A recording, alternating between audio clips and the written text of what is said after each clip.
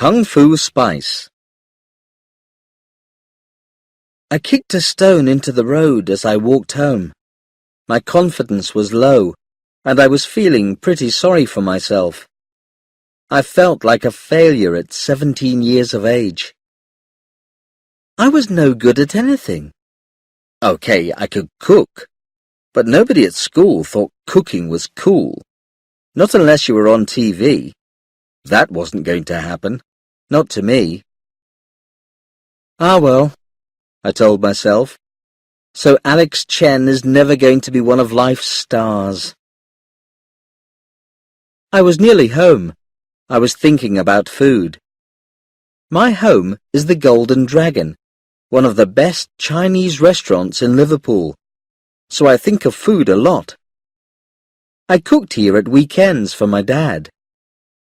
Dad always said I was a really good cook. He even said I was good enough to enter the Young Cook of the Year competition on TV. But I wasn't sure. I mean, I liked cooking, but did I want to be a cook? Well, yes, I did. But I wanted to be the best. I wasn't sure I could be that. So far, I'd never been the best at anything. The school football team had turned me down. I had failed my driving test. If only I could be the best at something. "The trouble with young people today," said Grandmother, as she helped herself yet again to the chicken and rice I had cooked, "is that they don't care about the old ways and traditions. Nobody cares about old people anymore." By young people, she meant me and my dad, and by old people, she meant herself. Grandmother was the oldest person in the Chen family, and she came from Hong Kong every February to see Dad, Mum and me for Chinese New Year. "A son should visit his mother, not the other way round. Isn't that the way in England too, Delia dear?" "I'm from Liverpool," said Mum. "Don't ask me about the rest of England. I've been married to George for 18 years now, and I still don't understand how they do things in Hong Kong." Dad smiled. It was the same every year. Grandmother and Mum always pretended to act as if they didn't understand each other, when we all knew they did really. "And you know how busy the restaurant is at this time," said Dad. "Nearly every Chinese family in Liverpool eats out at Chinese New Year. That's when we make most money. And it pays for you to come here, doesn't it, Mother?" "Maybe so," said Grandmother. "But young Alex always stays here for Christmas with the English side of his family." "That would be me," said Mum. "But he never has Chinese New Year in Hong Kong. He's 15 now." 17, I reminded her. I always have to remind her how old I am. "As I said," Grandmother continued, "he needs to get in touch with his own traditions." "Yeah, I know," I said. "But I can do both, can't I? I mean, I was born here, not in Hong Kong. But I still see Hong Kong nearly every summer. And Dad, you make sure I know everything about the place." "Everything?" said Grandmother. "You still can't speak Chinese very well." "Neither can Dad," I said. "I've just got out of practice, that's all," Dad answered. "All right, everybody," said Mum. "Relax." "Grandmother, we make sure Alex knows about both sides of his family." "Really?" Grandmother asked. "How much does he know about my little brother, his great-uncle Tong Po?" "Mother," Dad said quietly, "even I don't know much about Uncle Tong Po. I've only seen him in a few old photographs. Why do you mention him now?" Because, said Grandmother with a big smile, he's coming to see us. He'll be here tomorrow morning. I'd never heard of Great-Uncle Tong Po. Neither had Mum. Excuse me, Mum said. Why hasn't anybody ever told me about Great-Uncle Tong Po? Grandmother was loving every minute of this little drama. She chewed a piece of chicken thoughtfully, and then she began. My little brother, Tong Po, ran away from home when he was 14, she said. He wanted to join one of the temples in China to be a priest and study martial arts. You know, kung fu. I didn't believe him, but he did run away, and we never saw or heard from him for years. Mother and Father pretended to forget him, but I don't think they ever did. In those days, people didn't ask many questions about young men who ran away from home. It happened all the time. None of us heard from him. Mother and Father both died just a few years later. I thought this was fantastic. A relative who was a Chinese priest who studied martial arts. Cool. So, Grandmother, I asked, was he a priest? Well, he sent me a letter about 10 years ago. He said he would see me one day. The letter was from the Shaolin Temple in China. That's where they study Chinese martial arts. So I suppose that's what he did. I wrote to him, telling him all about my family, including you, Alex. He never wrote back. Then, this morning, I got another letter from him. He said he was coming to see us. A letter from the Shaolin Temple? I said. Wow! No, Alex, Grandmother said. It was from London. He's in London, and he's going to come to Liverpool by train. He's going to get a taxi here when he gets to Liverpool station. He'll be here by 10 o'clock tomorrow morning. He wants to stay for a month, maybe more. There was no time to write back, but I knew you wouldn't mind, of course. Of course, said Mum with a small smile. Does he speak English, Mother? Dad asked. He spoke English as a boy, said Grandmother, though we mostly spoke in Chinese. You can practice your Chinese, can't you? Don't expect me to, said Mum. Don't worry, Grandmother laughed. We'll tell you what he's saying, right? Dad and I looked at each other. We were going to spend a month or more with a Shaolin priest in the center of Liverpool during Chinese New Year. I could hardly wait to tell my friends at school. On Saturday mornings, I usually get up early and help out in the restaurant. I cook for the lunchtime customers. We get a lot of Chinese customers at this time of year. It was no surprise when a Chinese man of about 60 sat down for breakfast. He was small and fat, with very short black hair, and he looked smart in a dark suit. I watched with interest as he ate the dumplings I had made. I was really good at making dumplings. He saw me looking. Did you make these? He asked in English with a Chinese accent. Yes, sir, I answered. I hope they're okay. Too much salt, he said quietly. They are good, but use less salt. Sorry, sir, I said, thinking he didn't know what he was talking about. Here, he said, picking a dumpling up with his Chinese chopsticks. You try, and then tell me if I'm wrong. What tastes stronger, the dumpling or the salt?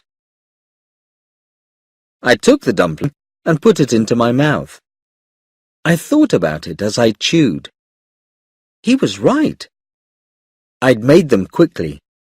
I never questioned how good they were. They were just a little too salty. You see, he said, only a good cook would know the difference. And I can tell you're a good cook, Alex Chen. I heard gentle laughter behind me. It was Mum and Dad and Grandmother. Listen to your great-uncle Tong Po, Alex, said Dad. He especially wanted to taste your dumplings. Uncle Tong Po! I was expecting somebody who looked like Bruce Lee, but he looked like, well, like Grandmother, but fatter. Dad closed the restaurant while we all joined Uncle Tong Po round the table. I felt shy in front of him. Even though I've never done martial arts myself, I've always liked watching the kung fu films. And this man knew all about Shaolin Kung Fu, and he was sitting right next to me. I didn't know what to say. I used to make these dumplings all the time at the Shaolin Temple, Uncle Tong Po said. I see you know something about cooking too, Alex. Thank you, Uncle, I said. But you must know all about different kinds of Kung Fu from the temple, I asked. What were you best at? I was best at Kung Fu cooking, he laughed. I could cook a complete meal in under 3 minutes. He was joking, right? You were at the Shaolin Temple for many years, weren't you, Uncle? Dad asked. I think Alex is interested in your Kung Fu fighting.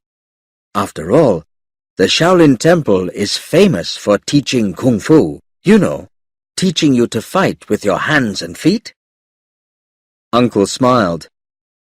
Yes, but all Kung Fu means is a thing done well. And what I did well was cook. Cooking? I asked. But you're a Shaolin Kung Fu teacher, aren't you? Yes, said Uncle. I teach Kung Fu cooking. Maybe I wouldn't tell my school friends about my great-uncle, the Shaolin Kung Fu teacher, after all. Not if he was only a cook. Little brother Tong Po, said Grandmother. It's so good to see you. But now you're here, what are your plans? I'm going to spend time with my family, and I'm going to teach Alex some Chinese cooking. Alex is already pretty good, you know, Uncle, said Dad.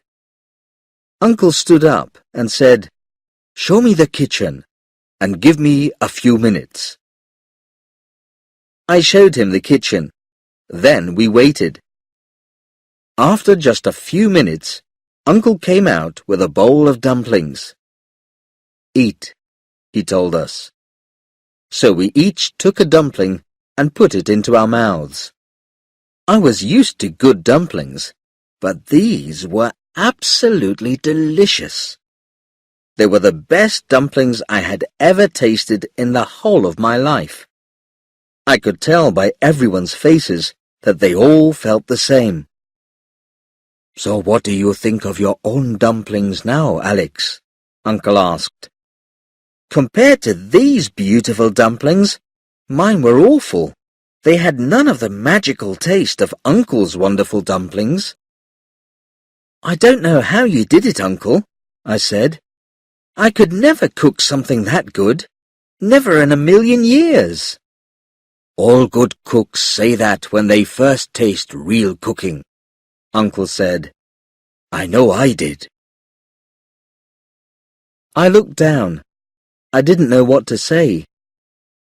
We start tomorrow, Uncle said. But first, I'd like to have some rice wine with my big sister. Sundays used to be relaxing. Not anymore. Now, I got up early and Uncle taught me his cooking. The first day, Uncle made me cook something by myself while he watched. I cooked one of my favorite meat recipes. When I had finished, I put the food in front of him. Then I watched as he tasted it. I looked on nervously. It was the best I could do. I hoped he liked it. "Too much spice," he said. "Spices are added to give more flavor, not take it away. And the meat isn't cooked enough." "Okay," I thought to myself. "You do better." Uncle just said, "Wait here for a few minutes." I did. A few minutes later, he brought me exactly the same thing. I say exactly, but of course it wasn't. Uncle's meat with spice was the best I'd ever tasted.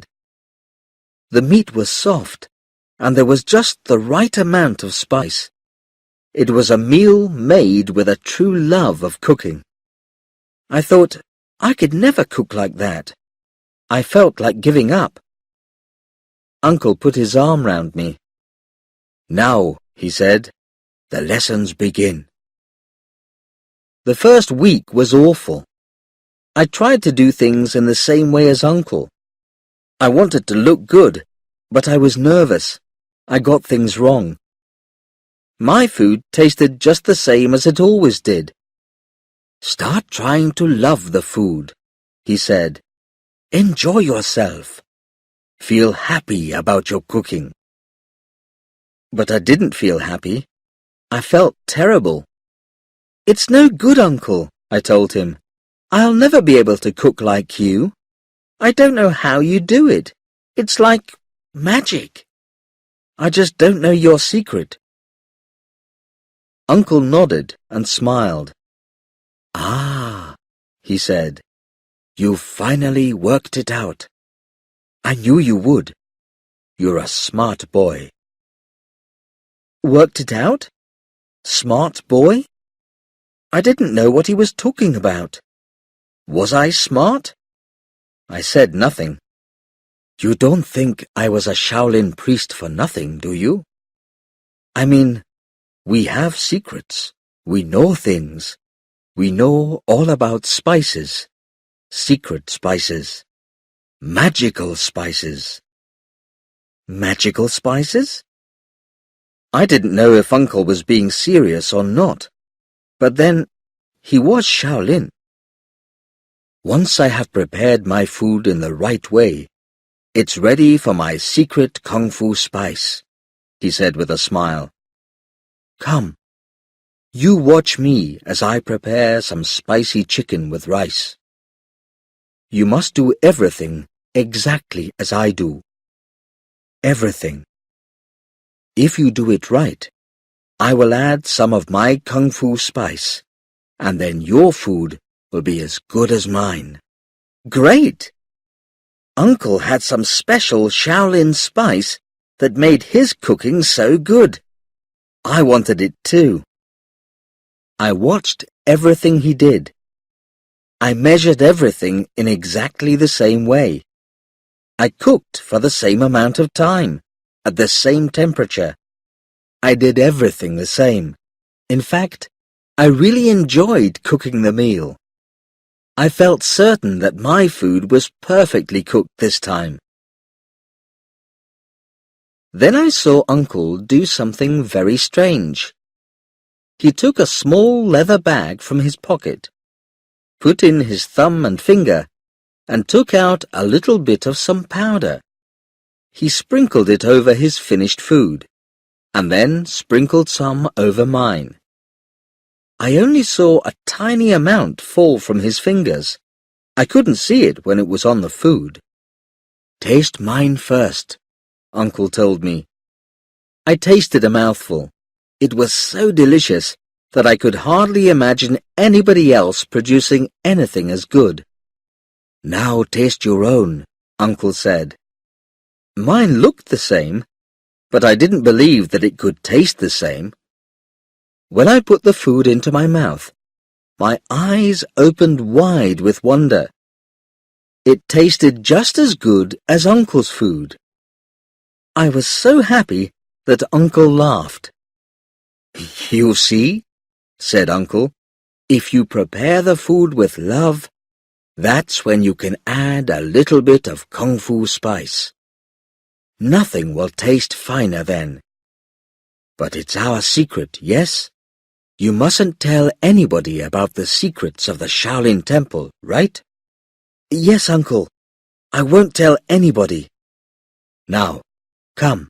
We have much to study if you are to learn the secret ways of a Shaolin cook." The next few weeks were the busiest I had ever had in my life. I was doing my schoolwork, I was cooking for Dad in the restaurant, and I was learning everything I could from Uncle. I thought I already knew a lot, but soon I realized I knew very little. I learned how to measure food. I learned what to add to it to give it extra flavor, including spices. I learned about every meat, fish, and vegetable. I learned how to make simple food tasty. Every time I cooked some food, Uncle added a little bit of Kung Fu spice from his bag. After a while, Uncle said I was doing very well indeed. But I still wanted to know about Uncle and his time at the Shaolin Temple. I asked him again if he had ever learned about real Kung Fu. "I told you before," he said. "Kung Fu just means something done well. It doesn't matter what is studied." "But, Alex, I have a present for you." "A present?" I asked. Uncle put a small leather bag on the kitchen table. It was just like the one he used. "Take it," he said. "It's Kung Fu spice. It's yours. Be careful how you use it, not too much. Just a tiny bit with every meal. If you cook with love, the spice will work. It won't if you don't." "Wow! Thanks, Uncle. Can I look at it?" "If you want to. But take care. It's too valuable to waste." I opened the bag and looked inside. It was a small bag, and inside was some white powder. It certainly didn't look special. It didn't smell of anything much either. But that didn't matter to me. I knew it was the secret Shaolin magic of a real Shaolin priest. "This will last you a long time if you use it carefully," he told me. "But you must cook the way I taught you. You must cook with love, or it won't work." "Will it work on any food, or is it just Chinese food?" I asked. I wondered about this because my mum made brilliant English and French food. I enjoyed cooking that too. "If you cook any food with love, it will work," Uncle said. "Your Kung Fu spice will make it the best it can be." I put my bag of spice away in my room. I had never forgotten about Dad's idea about the Young Cook of the Year competition on TV. I asked Dad about it, and he thought it was a great idea. We emailed my entry form the next day. I was feeling confident now. After all, with my Kung Fu spice, how could I lose? "Alex, it's a letter," Mum called. It was morning, and I was still in bed. "It looks like it's from the TV people." I ran downstairs, took the letter from the table, and tore it open. Everybody was watching me. "Well?" asked Dad. "Yes!" I shouted. "They've said I'm going to be in the Young Cook of the Year competition. The first part is next week." Mum hugged me. Dad shook my hand. Grandmother kissed me on the nose, and Uncle smiled. "Hey," I said, "it's not going to be easy. If I'm going to win this, I have to beat the best young cooks in the country." I looked at Uncle and knew that, with the help of his Kung Fu spice, nobody could beat me. Time flew by. I worked hard.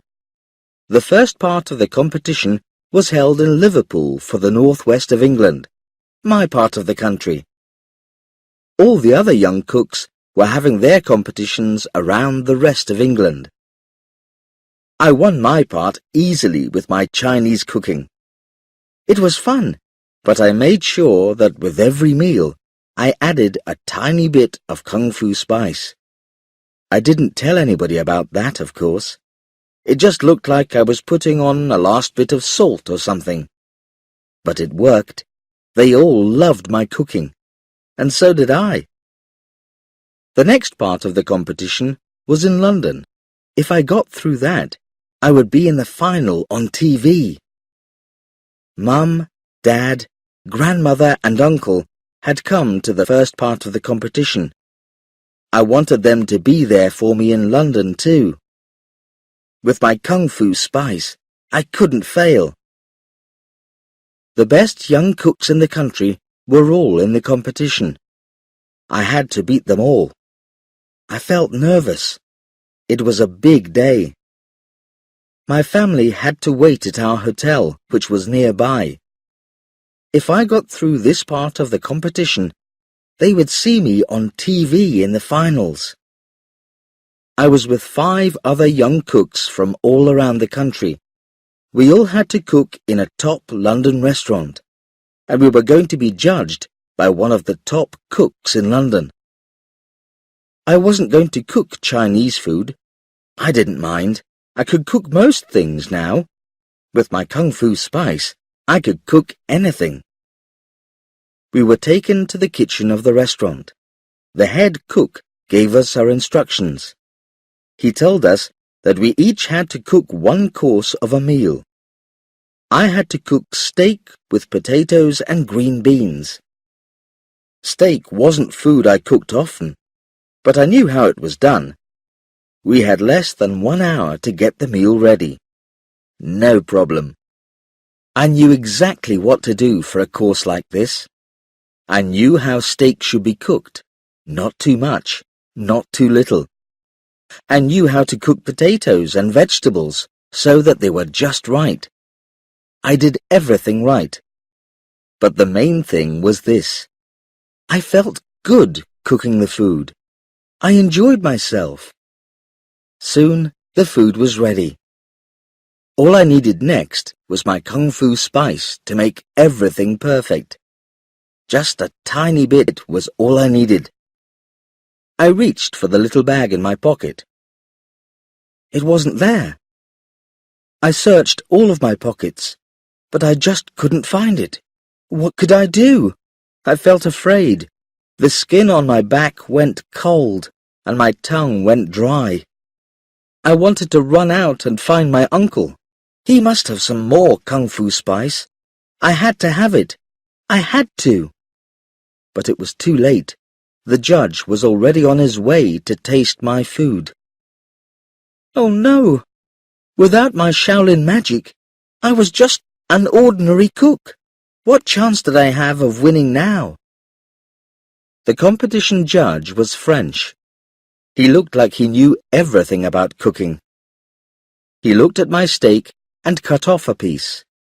He put some potato on the same fork and some green beans as well. Then he put it all into his mouth and chewed. Dad, Mum, and Grandmother were waiting for me as I walked into the hotel lounge. Where was Uncle? Alex, Mum cried. Did you get through? Of course he got through.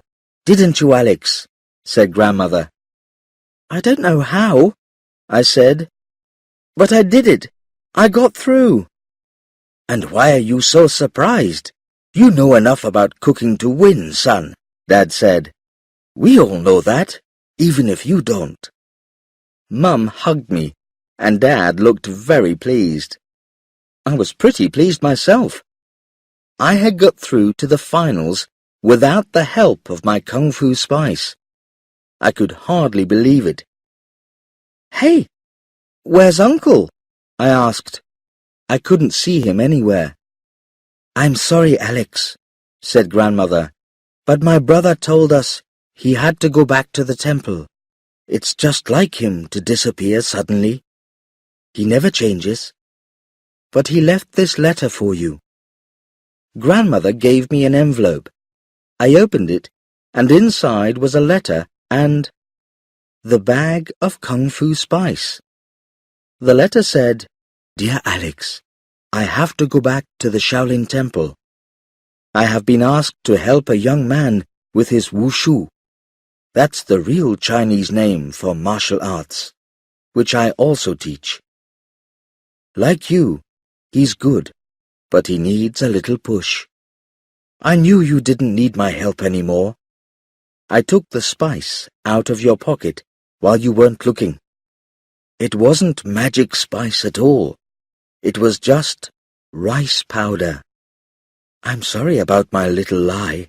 All you needed was confidence, not magic. I was right, wasn't I? I will visit again next year. I want to taste more of your delicious cooking. Tong Po." "So he could fight like Bruce Lee after all. I knew it," said Mum as she read the letter. "But what's all this about spice?" "Just something I borrowed from Uncle," I said. "It's not important. Not anymore." I noticed Dad was smiling, but he had tears in his eyes. Mum had her arm round him. "After all," Dad said, "you have a competition to win. Right, son?" I knew Dad was right. I knew I was good. I could win Young Cook of the Year now. Thanks to Uncle Tong Po, I was a real Kung Fu cook, with or without Kung Fu spice.